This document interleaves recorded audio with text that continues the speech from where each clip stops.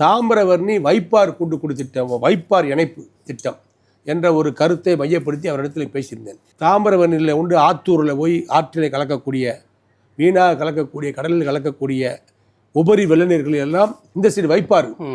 இந்த இதில் திருப்பி விட்டோம்னு சொன்னால் சாத்தூர், சிவகாசி, ராஜபாளையம் இந்த பகுதிகளெல்லாம் விருதுநகர் வரைக்கும் போகும். கால்வாய் வெட்டி தண்ணியில் கொண்டு வந்துடலாம். வீணாக போகக்கூடிய தண்ணி அங்கே அந்த பகுதியில் சங்கரன் கோயில் அங்கிட்டலாம் பிரிக்கலாம்.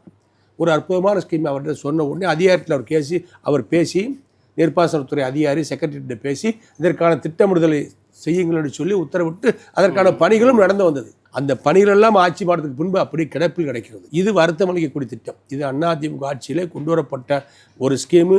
டெண்டர் விடப்பட்டு பணி துவக்கி நடந்து கொண்டிருந்த ஸ்கீமு நின்று வச்சு ஒன்று அடிப்படை முகாந்திரம் தேடி அதற்கு முகாந்திரத்துக்கு பணிகளை துவக்குவதற்கு உத்தரவிட்டு அதற்கு ஆராய்ந்து கொண்டிருக்கிற நேரத்தில் ஆட்சி மாற்றத்தினால் அந்த ஸ்கீம் நின்று போச்சு. இது ரெண்டும் வர வேண்டும் என்பது எங்கள் மாவட்ட மக்களுடைய விருப்பம்.